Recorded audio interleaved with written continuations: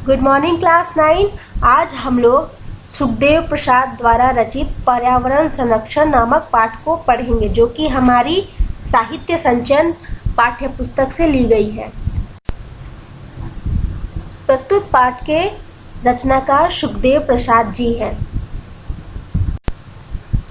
पर्यावरण संरक्षण सुखदेव प्रसाद द्वारा रचित एक ऐसी रचना है जिसमें उन्होंने बताया है कि हमें पर्यावरण का संरक्षण क्यों करना चाहिए, पर्यावरण संरक्षण क्यों जरूरी है और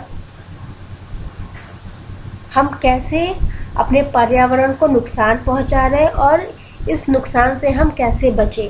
इन सब को इन्होंने इस पाठ में हमें बताया है। उन्होंने पहले लाइन में ही बताया है कि पर्यावरण केवल विकासशील राष्ट्रों की ही नहीं, समूचे विश्व की समस्या है, क्योंकि संपूर्ण वसुधा एक है और उस पर रहने वाले सारे जीवधारी पर्यावरण में हुए किसी न किसी बदलाव से अवश्य ही प्रभावित होंगे। यहाँ उनके कहने का मतलब है कि पूरा विश्व ही हमारा पर्यावरण है। अगर हम विश्व के किसी एक भाग में पर्यावरण को नुकसान पहुंचाते हैं तो उस नुकसान से पूरे समूचे केवल उस जगह ही नहीं बल्कि उसका प्रभाव पूरे विश्व पर होगा और पूरे विश्व में रहने वाले जीवधारी उस पर्यावरण का जो नुकसान हुआ है उसके प्रभाव से प्रभावित होंगे।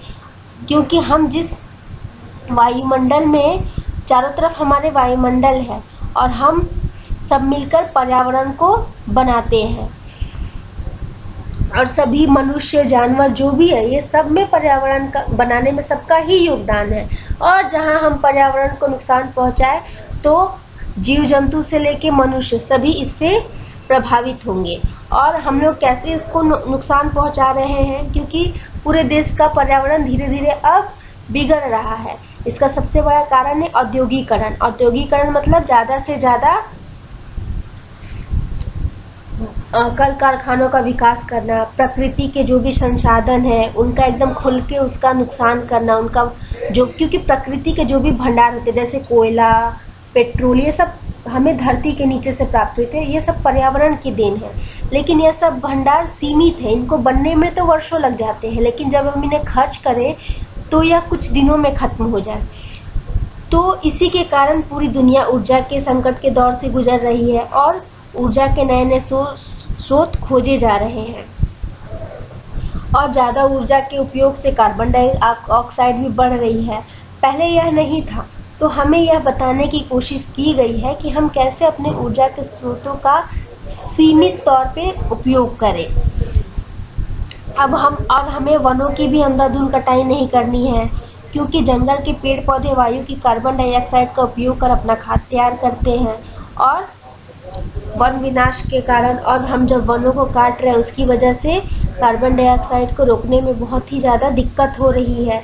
और वन के कटने के कारण भू संरक्षण, भूस्खलन यानी कि धरती का धंसना, यह सब बड़ी बड़ी दिक्कतें आ रही हैं, जिसके कारण प्रति वर्ष हर जगह बाढ़ आना ही आना है। तो इसके दोषी कौन है? इसके दोषी हम ही हैं। यहाँ पे एक पंक्ति में लेखक ने कहा है, हम प्रकृति की संतान है, स्वामी नहीं। यहाँ पे इस पंक्ति का मतलब है कि वह बोल रहे हैं कि हम प्रकृति की संतान है। जैसे एक संतान अपने माँ बाप के प्रति एक कर्तव्य बोध होता है उसका, उसी प्रकार हम प्रकृति के हम संतान है, उसके स्वामी नहीं। स्वामी का मतलब होता है प्रकृति पे हमारा अधिकार है, लेकिन वैसा अधिकार नहीं कि हम जो चाहे कर सके। उसे हमें वो प्रकृति हमें संतान की तरह रखती है, तो हमें भी उसी तरह ही व्यवहार करना चाहिए, ना कि उसका स्वामी बनकर जो मन करे वो करे। प्रकृति के संसाधनों का एकदम खुलकर उपयोग करे, एकदम उसको बर्बाद करके रख दे, ऐसा बिल्कुल भी नहीं होना चाहिए। क्योंकि प्रकृति हमारी पोषक है, यानी कि यही हमें पालती है, पोसती है। और जब भी कभी ये भी देखा गया कि जब कभी किसी ने प्रकृति पे अपना प्रभुत्व जमाने की कोशिश की है तो उस नुकसान उसी का हुआ है, न कि प्रकृति का। और सबसे पहले प्रोफेसर शुमाकर की जो किताब है स्माइल इज ब्यूटीफुल और वर्नर गिल कार्टन की जो पुस्तक है टॉप सॉइल एंड सिविलाइजेशन, इसमें उन्होंने लिखा है कि सभ्य मानव लगभग सदा ही अपने पर्यावरण पर अस्थायी प्रभुत्व स्थापित करने में सफलता प्राप्त करता है। उसकी मुख्य कठिनाई तभी आरंभ हुई जब वह इस भ्रम का शिकार हो गया कि उसका प्रभुत्व अस्थायी नहीं स्थायी है।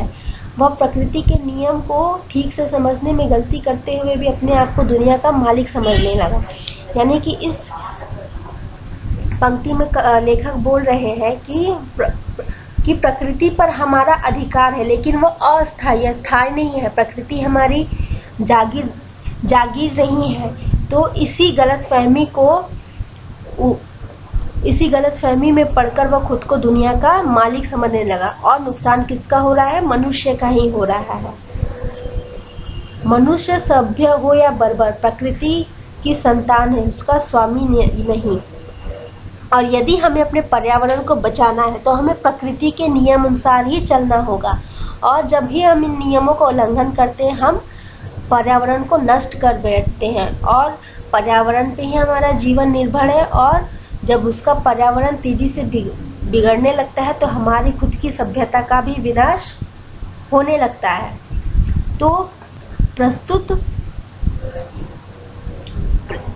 लाइनों में लेखक यही बोलना चाहते हैं कि कैसे हमें अपने पर्यावरण की रक्षा करनी चाहिए। तो आज मैंने इसका एक भाग आपको पढ़ाया है, अगला भाग मैं आपको अगली क्लास में पढ़ाऊंगी। अब इस पाठ का जो भाग मैंने पढ़ाया है, आप लोग उसके कठिन शब्दों को चुनेंगे और साथ ही जो लाइनें आपको समझ में नहीं आई या फिर व्याख्या मूलक के लिए जो लाइनें जरूरी है उन्हें आप रेखांकित करेंगे, यानी कि अंडरलाइन करेंगे। थैंक यू बच्चों। अब आप लोग मुझे अपना होमवर्क नीचे दिए गए ईमेल एड्रेस पे अगले दिन दोपहर 1:40 के अंदर सेंड करोगे।